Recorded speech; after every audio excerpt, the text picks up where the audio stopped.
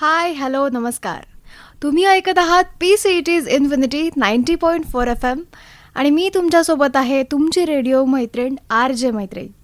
सोयरे सहचर या मालिकेमध्ये सगळ्यांचं मनापासून स्वागत आहे. आत्तापर्यंतच्या भागात आपण अनेक विषयांवरती बोललेलो आहोत. प्राण्यांविषयीचे कायदे किंवा त्यांचं वेलबिंग, अनेक विषय आपण कव्हर केलेले आहेत. आज आपण या मालिकेच्या शेवटच्या भागात आहोत आणि श्रोत्यांकडून आपल्याला काही प्रश्न आलेले आहेत आणि त्या प्रश्नांची उत्तरं देण्यासाठी आज पुन्हा आपल्यासोबत सारंग आहे, ज्याला अनेक एपिसोड्सपासून आपण ऐकत आलेलो आहोत. हाय सारंग, कसा आहेस? मैत्री, मी मस्त. कसं वाटतंय तुला? अख्खं एक शेड्यूल आपण संपवतोय. शेवटच्या भागात आपण आहोत. खूप विषयांवरती आपण बोललो आणि ह्या मालिकेसाठी आज आपण शेवटचे भेटतोय. काय भावना आहेत? फार उत्तम उपक्रम होता हा इन्फिनिटीचा.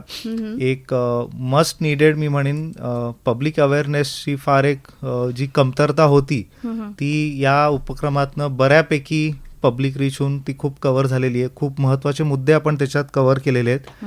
आणखीन लोकांचं ज्या प्रकारे मला डिरेक्टली सुद्धा कॉन्टॅक्ट करून जेव्हा काही क्वेरीज येतात किंवा आम्ही कुठल्या प्रकारे काय काय करू शकतो, हे जे रिस्पॉन्स जे मिळाले ते ऐकून फार छान वाटतं की खरोखर ह्याचा खूप चांगला इम्पॅक्ट घडवू शकलोय आपण. खरंय, म्हणजे प्राणीप्रेम आतापर्यंत ते आपल्यापुरतं होतं, पण ह्या माध्यमातून का होईना आपल्याला लोकांपर्यंत पोहोचता आलं. ह्याचा खूप खूप आनंद आहे ॲज अ होस्ट सुद्धा. करेक्ट. आपण श्रोत्यांच्या प्रश्नांकडे आता वळूया. तर पहिला प्रश्न आपल्याकडे असा आलेला आहे की सॅवोमध्ये नोकरीच्या संधी उपलब्ध आहेत का? येस, नोकरीच्या संधी पण उपलब्ध असतात. असं म्हणजे बाकी कंपन्यांसारखं एकदम मोठ्या ह्याच्यावर नसतं. ऑर्गनायझेशनची कपॅसिटी किंवा ज्या स्वरूपात आम्ही कामं करतो त्याच्यामध्ये केअरटेकर्स आम्हाला कायम लागतात. जे परमनंट एम्प्लॉईज मी त्यांना कन्सिडर करतो सॅवोचे. सो ते झाले. सेंटर ॲडमिन पण एक असं एक डेझिग्नेशन आहे सेंटर सॅवोमध्ये की तिथं डे इन डे आउट त्यांची मदत लागतेच. ह्याच्या पलीकडे जाऊन पण आम्हाला बऱ्याचशा गोष्टींमध्ये मॅनपॉवरची कमतरता जाणवते. एक तर सर्वात महत्त्वाचं म्हणजे व्हॉलंटियर्स. जे व्हॉलंटियर्स म्हणलं की एक चॅरिटी टाईपच तुम्ही हे करता, कामासाठी म्हणून वेळ देता. त्याच्या पलीकडे जाऊन सुद्धा काही अशा गोष्टी आहेत ज्याच्यामध्ये व्हॉलंटियर्स जे आहेत ते पेड व्हॉलंटियर्स पण होतात. उदाहरणार्थ काही व्हॉलंटियर्सला किंवा ज्यांना इंटरेस्ट या फील्डमध्ये काम करायचा किंवा प्राण्यांसाठी काहीतरी करण्याचा, सो मग त्यांच्या करिअर किंवा त्यांना जे काही नॉलेज आहे त्याच्या बेसिसवरती पण काही कामं ते करू शकतात. जसं की एखादा असेल जो सोशल मीडियावरती खूप जास्ती त्याचं कंट्रोल असेल किंवा इन्फ्लुएन्सर असेल किंवा कंटेंट रायटर असेल. सो सॅवोचं सोशल मीडिया हँडल, ते पूर्ण सोशल मीडिया रादर हँडल करण्यासाठी मग आम्ही त्या लोकांना हायर पण करतो की त्यांना खूप जास्ती असं नाही पण बऱ्यापैकी आम्ही त्यांना सॅलरीड म्हणूनच पर मंथ त्यांना पे करतो. किंवा मग कुठे कुठे कॅम्प्स वगैरे जे असतात सो तिथं रेप्रेझेंटेटिव्हसाठी म्हणून जावं लागतं किंवा वॅक्सिनेशन ड्राईव्स फॉर एक्झाम्पल असतात. तर तिथं सुद्धा आम्हाला जेव्हा स्टाफ लागतो तर नॉर्मली स्वइच्छेने बरीचशी लोकं पुढे येतात, पण तरी पण कधी कधी एक्स्ट्रा मॅनपॉवर लागते. मग तेव्हा आम्ही डिरेक्टली लोकांना आवाहन करतो, ठीक आहे तुम्ही एक दिवस द्या, नॉमिनल तुम्हाला चार्जेस आम्ही पे करतो. म्हणजे विशेषतः आमच्याकडे डॉग कॅचर्सच जास्त येतात मग, किंवा त्यांना पण आम्ही पेमेंट इश्यू म्हणजे देतो, ज्याच्यामुळे ते पण कामं करायला त्यांना पण एक प्रोत्साहन मिळतं आणि मेन आमचं उद्देश जे टार्गेट जे ते आम्ही इझिली कम्प्लीट करू शकतो. सो या गोष्टी होतात. डॉक्टर्स आम्हाला वेट्स फुल टाईम लागतात. सध्या मी इनफॅक्ट फुल टाईम वेट पण शोधतोय. आता 2 दिवसापूर्वीच मी आय थिंक पोस्ट पण केली की फुल टाईम वेट एक शोधतोय आम्ही. आत्ताचे जे 4 डॉक्टर आहेत ते त्यांच्या स्केड्यूलमुळे अवेलेबिलिटीचा इश्यू होतो कधी कधी. सो फुल टाईम वेट एक लागणार, एक पॅरा वेट लागतो किंवा एक LSS ज्याला आपण म्हणतो की लाईफ स्टॉक सुपरवायझर. सो ही लोकं पण आम्ही आता हळूहळू करत हायर करतोय. सो आहेत ऑपॉर्च्युनिटीज आहेत, पण कमी वेळा येतात, पण आल्या तर मग व्यवस्थित होऊन जातं ते काम. ओके, म्हणजे प्राण्यांचं सेंटर आहे म्हणून फक्त प्राण्यांचीच कामं असतात असं काही नाही. बाकीची सोशल म्हणजे मीडिया PRO म्हणून पण एक होऊ शकतं किंवा जसं आता मी इथं गेले 12 एपिसोड येतोय, मग इन माय ॲब्सेन्स तिथं कोणीतरी गोष्टीमध्ये लक्ष देणं गरजेचं आहे. किंवा मग जसं वेदांत आणि कुलदीप पण माझ्याबरोबर आले होते, सो त्या गोष्टींमध्ये सुद्धा आम्हाला मॅनपॉवर लागतेच लागते. ओके. पुढच्या श्रोत्यांचा प्रश्न आहे की प्राण्यांसाठी सामूहिक उपक्रम आपण घेऊ शकतो का? नक्कीच. ह्याचा आणि खूप मोठ्या प्रमाणावरती इम्पॅक्ट होतो. ह्याच्यामध्ये काय काय येतं, एकतर त्यांचं लसीकरण, विशेषतः रेबीज वॅक्सिनेशन.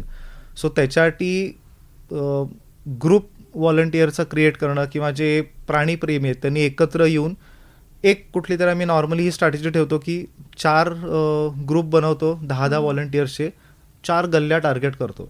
त्या गल्ल्यांमध्ये डॉग कॅचर्स असतात बरोबर आमचे, डॉग्स कॅच करायचे, मांजरी कॅच करायच्या, त्यांचं rabies vaccination on the spot करायचं आणि सोडायचं. आता ह्याच्यामध्ये आयडेंटिफाय करणं थोडंसं मुश्किल जातं हिचं झालंय की नाही, पण असं होत नाही की 4 महिन्यापूर्वी दुसऱ्या ऑर्गनायझेशन येऊन ड्राईव्ह केलाय आणि आता तुम्ही परत करताय.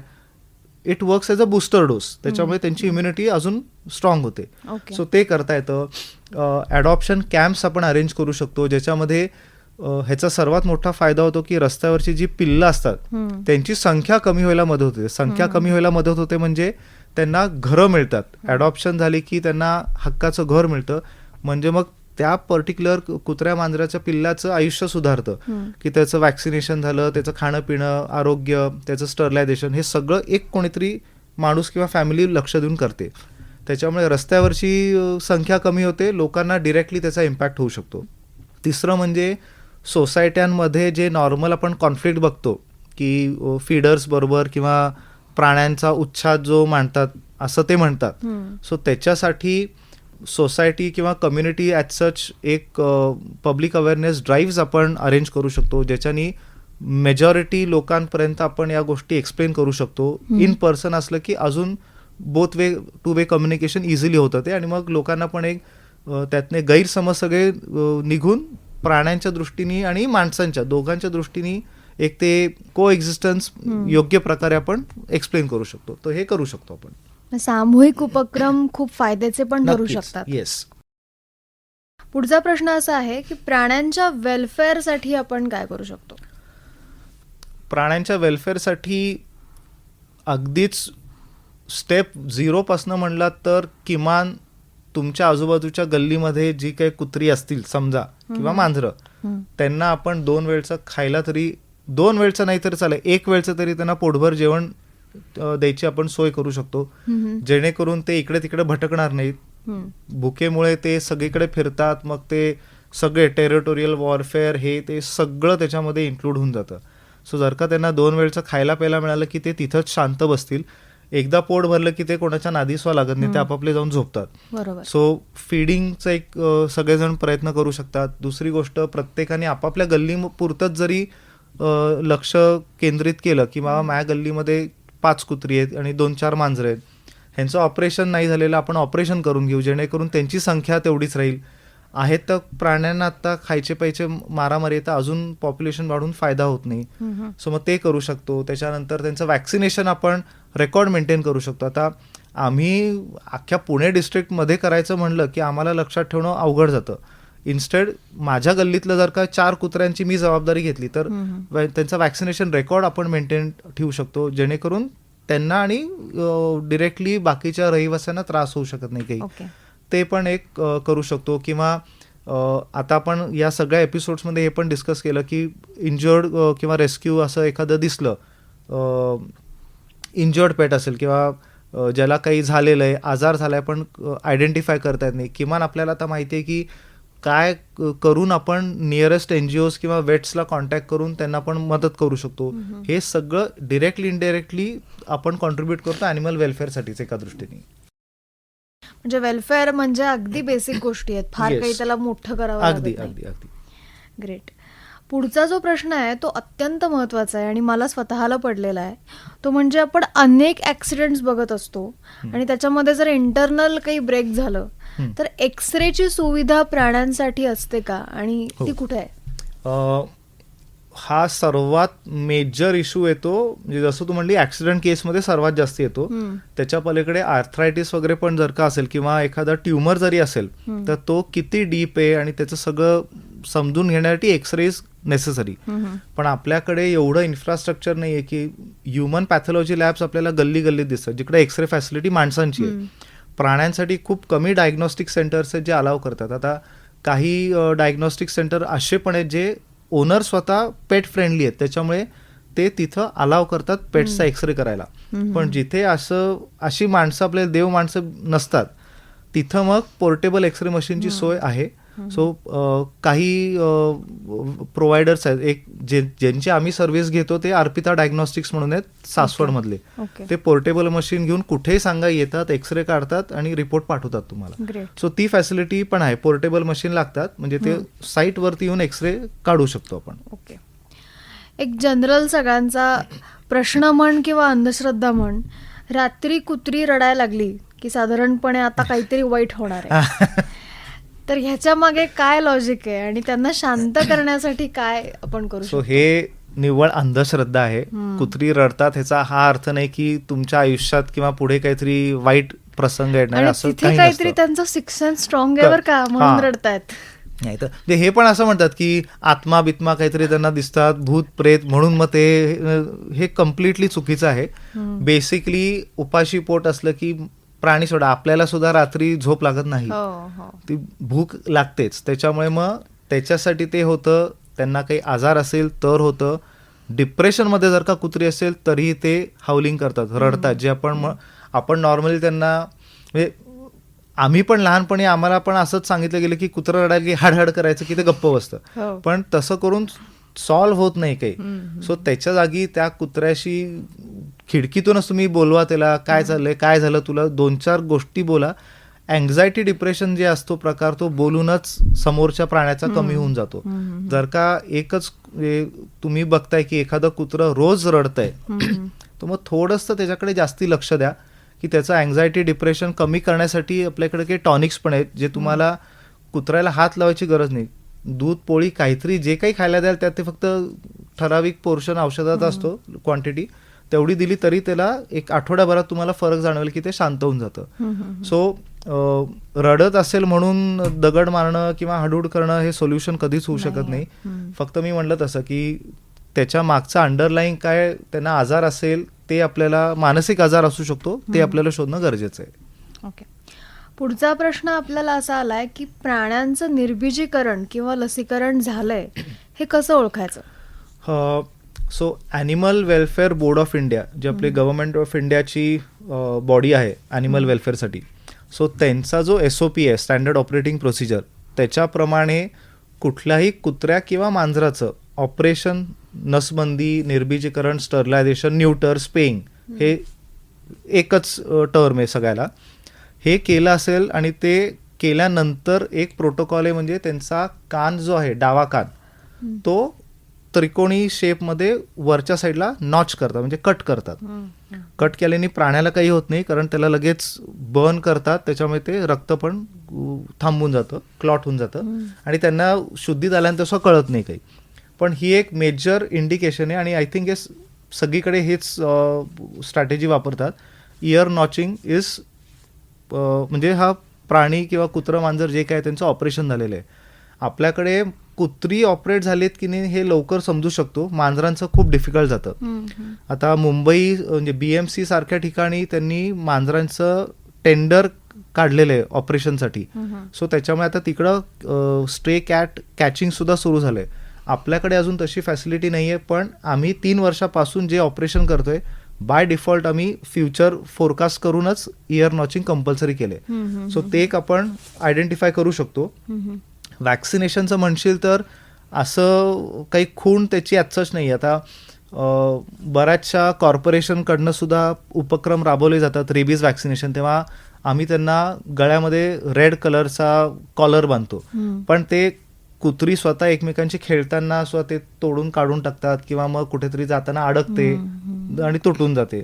सो वॅक्सिनेशनचं थोडंसं डिफिकल्ट आहे आयडेंटिफाय करणं. पण कान नॉच केला असेल आणि जर का ज्यांनी ऑपरेशन केलंय तो जेन्युइनली करत असेल तर बाय डिफॉल्ट एकदा तरी रेबीज वॅक्सिनेशन झालेलं आहे हे 100%. कारण AWBIचा तो पण एक प्रोटोकॉल आहे की रेबीज वॅक्सिनेशन इज मस्ट.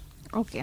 पुढचा प्रश्न आणि शेवटचा असा आहे की सॅवोमध्ये किंवा सॅवोसारख्या अनेक NGOजमध्ये जर आम्हाला काम करायची इच्छा असेल तर आम्ही काय करू शकतो?